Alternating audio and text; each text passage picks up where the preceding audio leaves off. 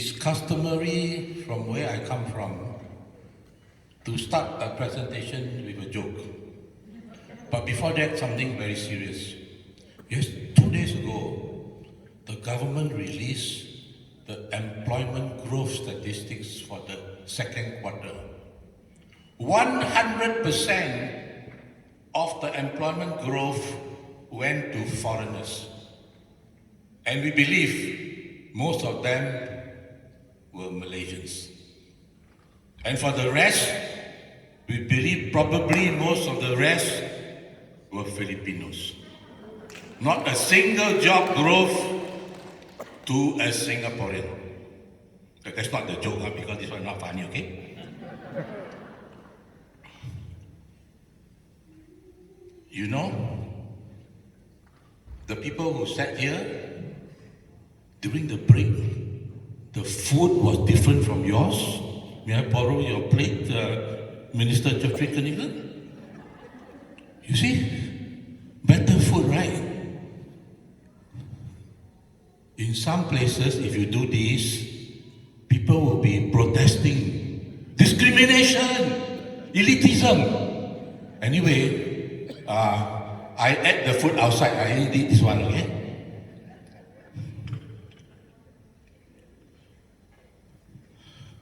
Minister Jeffrey Kidingan started us off this morning with his keynote speech, unifying leadership.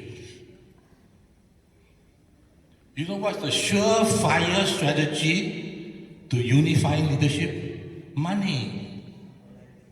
If from a money or financial perspective, all the stakeholders win-win, everybody got money, for sure you have unifying leadership. You will never get divisive leadership. Today, I shall be speaking on the Singapore economic success model. Can it be adapted to Malaysia, Philippines? Implications for Islamic finance. What do I do? You want the next slide? I just wave my hand, is it? Thank you. You know, Singapore has been described as the economic miracle in modern times. So, what is the Singapore model? What is it that has made it so successful? This is what most people don't realize.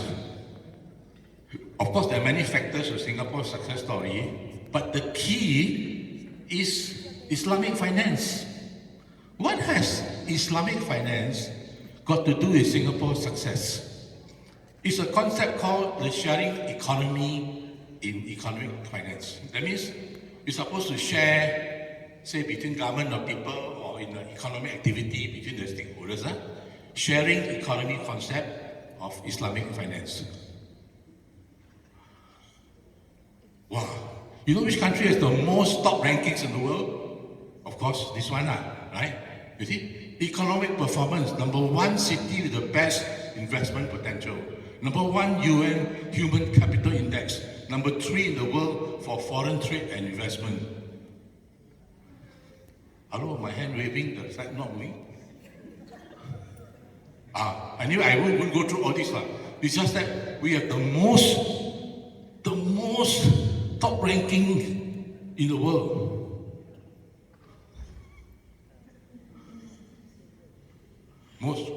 Okay, stop. Now, it wouldn't be fair if I only tell you the good things, right?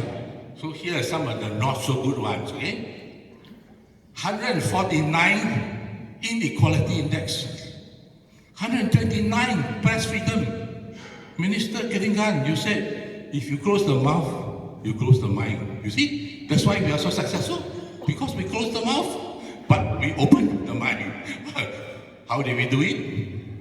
126 most unhappy, 146 most emotionless, fastest walkers in the world, second lowest fertility in the world, second least likely to help a stranger, 40 out of 41 countries for libido. This one I must elaborate a bit.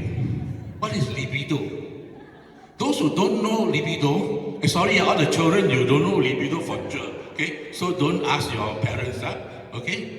Now, why Singapore is ranked so low for libido? And it's very good for Singapore. You know why? If you want to do business in a country, you want to deal with honest people, right? So, how do you measure libido? You ask, how often you have sex? How good was it? Because Singaporeans are so honest, they tell the truth, that's why they're ranked so low. So it's very good for business development. The whole world comes to Singapore to do business because very honest. That's the libido ranking. Most expensive city in the world. This is the secret to the Singapore success model. The government does not spend any money on healthcare, pensions, and public housing from a cash flow perspective. In other words, the inflows to the government exceeds the outflows every year. And that's why the government has tons of money to do economic development, infrastructure spending, the works. And this is one of the reasons why Singapore has been so successful. Find me another country, almost every year have budget surplus. We have had the highest budget surpluses per capita of any country in the world for decades. Let's look at some of the numbers. In the last 20 odd years, more than $30 billion budget surpluses.